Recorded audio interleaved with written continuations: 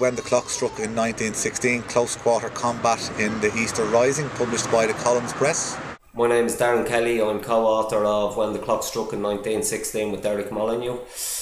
The book focuses on the fighting in Dublin City during Easter week from the ordinary volunteer's point of view. My interest started about the age of 10 when I overheard my man conversation with her friend, and I heard their bombs wouldn't even singe the wallpaper, but they still held out for a week, and ever since then the passion for it has grown in me. I was grateful to be given an opportunity recently to speak at the scene of one of the great battles of the 1916 Rising, described so well and in such great detail in a new publication, When the Clock Struck in 1916, published by the Collins Press. I was honoured to be invited to formally launch it at the schoolhouse in Lower Mount Street. The Battle of Mount Street, one of the epic battles, the many epic battles of 1916.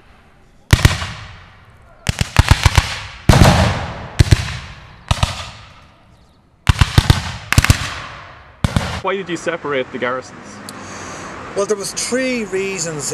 Number one is, I think that it would have been very difficult, if not impossible, to inject that level of detail into the story if we were doing it on a chronological format. I don't think that we could have done it. Secondly, if somebody has a relative who fought in one of the garrisons, there could be people visiting from overseas at any stage, this year, next year, or in 10 years' time, or somebody from Ireland. If they want to hone in on an ancestor who was involved in, for example, the South Dublin Union, they can single out that particular chapter in the book. They can go and visit the area without having to flick backwards and forwards through various chapters. It's all available. Well, we felt that you wouldn't see the whole story in an area, the level of detail wouldn't be there. The intensity of fighting, let's say in the forecourts, which was very up close and personal, to Jacobs, which was long range and more of a mental battle than the others. A very important reason why we did it was because we were presenting the story of the Easter Rising from the point of view of the men and women on the ground. The bookshelves, the shops, you know, they're full of books about the leaders, the more prominent known characters in it. We wanted to get down on into the nitty-gritty with the men and women who faced what they faced that week. People, soldiers, combatants, they very, very rarely have any idea of the big picture of what's going on around them. They're broke down into sections, platoons, whether that be the British or the Republicans, Citizen Army, whatever, that they saw the fighting from their area over the course of that week. You mentioned before that for the British this was a chess game. What do you mean by that? This was something that came up with myself and Darren when we were discussing their strategy, particularly in relation to their manoeuvrings around the Sackville Street GPO area. When they were moving, they had 4 18-pounders, and the way they were placing them in various locations, combined with what we were reading and writing about in the tactical positioning of the various units, it just came across as the way their minds worked.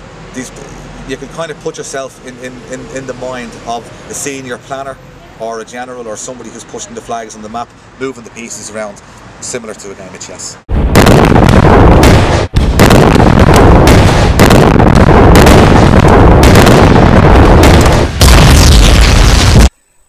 It was when we were doing the GPO chapters for the book, it just kind of dawned on me that it was like General Lowe was playing chess. It was the way he moved his artillery around. He had very limited artillery during the week, and the 59th Division's artillery didn't arrive in Dublin until the Friday night.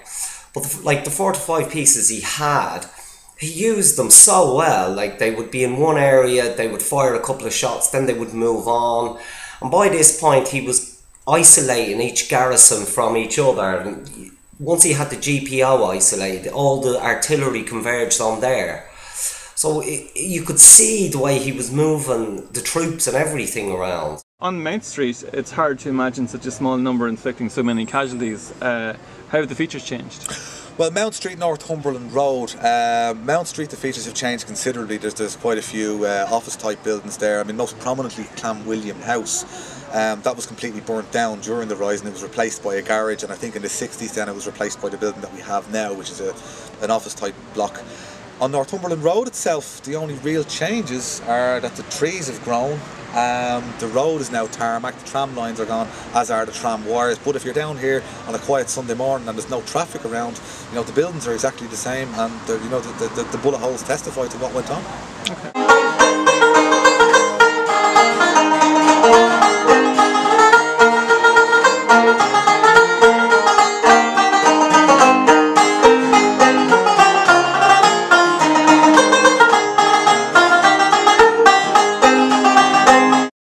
Northumberland Road is still the same. You know, you've got number 25 still there, the parochial hall, the schoolhouse. It's only when you step on the bridge or over the bridge is when you notice the change in the area. Clanwilliam Place is now offices. Further down towards Grand Canal Street, where Robert's Yard would have been, that's gone as well. The distillery tower is gone. The railway workshops with the towers are gone. But the mills is still there, but you can't see it from the bridge anymore. So when you are actually standing there, it makes it hard to picture the support and fire that the rebels in Clanwilliam House would have received from these areas. How is it advantageous for a man like De Valera to have such a mathematician's brain? De Valera was a maths teacher, and this was something that, when we were researching this, particularly through the witness statement of Joseph O'Connor, he mentions, we use it as a prologue to the book, a meeting that took place on Good Friday at the 3rd Battalion headquarters in Great Brunswick Street, which is now Pearse Street, and he talks about how well planned the defence of this area was. Now, Joseph Plunkett was the overall military commander for the Rising. He was the strategic commander. You know, when it came down to the tactical positioning of their men and their positions, that would have come down to the commandants, De Valera and other officers as well.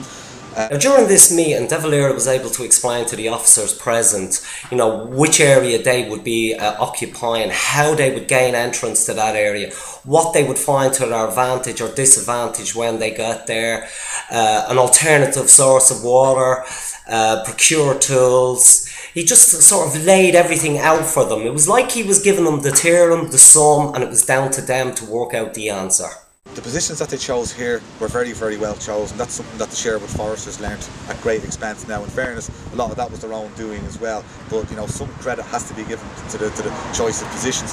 Additionally, it's what was available to the men in those positions. It was made clear to Joe O'Connor on Good Friday that whatever they needed would be available, whether that be tools for a loophole in walls, for secondary water supplies, for, you know, De Valera had contingency plans for his contingency plans, and for the men that served under him, that was very, very reassuring, and it no doubt gave them confidence, it increased their morale, and obviously had, you know, no small impact on what went on in his overall 3rd Battalion area that week. Could you tell me a little bit about your relatives and what they did at the time? My great-grandfather was actually fighting for the Royal Irish Regiment at the time. He was with the 5th Service Battalion. Now, at the time, in 1916, he was stationed in France, to the best of my knowledge. He was wounded twice in the Battle of the Somme. He was collected by the French. He was missing for 2 months, assumed dead, until he turned up, and he lived quite a long life. Yeah, my grandfather was James Smithers. He was known as Kruger to everybody. He was a member of B Company in the 3rd Battalion under Captain Sean McMahon. Now, they held the line from Westland Road Station, which is now Pearse Street Station, as far as Boland's Bakery. Now, my grandfather was only 15 at the time, and it looks like he was being used as a runner in that area. Like I said, information is scant. He never made a witness statement or anything like that. And like it is with all families, members move away and items move with them. I do know one uncle has his Cormac medal with Bar, and we do know distant relation has other medals belong to him. I'm not sure about relatives who fought on the Republican side, but there might be something there, because since the book was was released. A family member has been doing a lot of research into that, and it turns out that the Moore Street, Henry Place area was infested with a family by the name of Rooney's, and they're my relatives. My great-grandfather on my mother's side, Charles Joseph Rooney. Alright, Molly, what's the story? Sean, good man! Unbelievable. Sean Carney, unbelievable. So, Charles Joseph Rooney was with the Dublin Fusiliers. Now, he left the Dublin Fusiliers sometime around 1910, but his history is a little bit more checkered, and so far we haven't uncovered anything, but there seems to be suggestions there that there was some sort of a Republican involvement. What do you hope to get across with your book? Dublin is a beautiful city. It's a vibrant city. It's the history, it just reverberates from its walls. Probably the most important event that took place in Ireland and resounded throughout the world took place on these streets. Yeah. It's something that I don't think enough attention is paid to. I think the Irish people have not the people, but you know, the powers that be have a tendency to want to apologise in case we might have offended somebody by doing what we did, or by them doing what they did. Again, I don't have any, you know, political ideologies, but you just have to respect, you know, people like that who went out and did what they did for what they believed in and were prepared to face what they faced. I don't think that we could even begin to comprehend what they went through, how hard many of their lives were. You know, a lot of them were comfortable, you know, that they had reasons for doing what they were doing. A lot of them were anything but comfortable, and they had different reasons, but you know, they fought for a common goal, and it's an incredible story. The way the week played out, I think, is a fascinating story. We wanted to get across you know, what happened from the point of view of the people on the ground. There are so many academic accounts, you know, from written about the politics behind it. You know, why people did it, whether they should have done it, whether they shouldn't have done it. You know, what were the reasons for it, what were the subsequent consequences of it. But we thought that there wasn't enough delving into just what happened. My job at the time of writing the book, you know, immersed me in the streetscape for years. Yeah. And it was just something. It was like, I don't know. It was bouncing off the walls, and it was just a story that needed to be told. And hopefully, we've told it, you know, passionately enough to reel in a new audience, because I think it deserves it.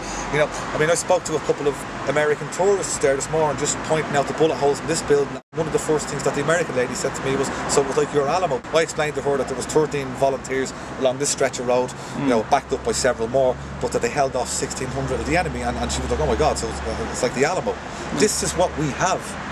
This is what, you know, this is, and it's not just here, it's throughout the city. It's O'Connell Street, it's the forecourts, it's the back lanes of Moore Street, it's all throughout. It's the South Dublin Union, it's the Mendicity Institute, it's the Jacob's Factory, it's Stephen's Green, and Dublin is, you know, you're talking about within 3 or 4 square miles. This epic, fantastic story of the first time a modern army was actually drawn into a city that was filled full of civilians. It's got the trauma of what they suffered. It's a story that it just needed to be told. A revolution against colonial rule, oppression and conquest. When the clock struck captures that moment, taking its title from one of the great quotes of the Rising, from one of its greatest heroes, the O'Rahilly. Since I helped to wind the clock, I have come to hear it strike.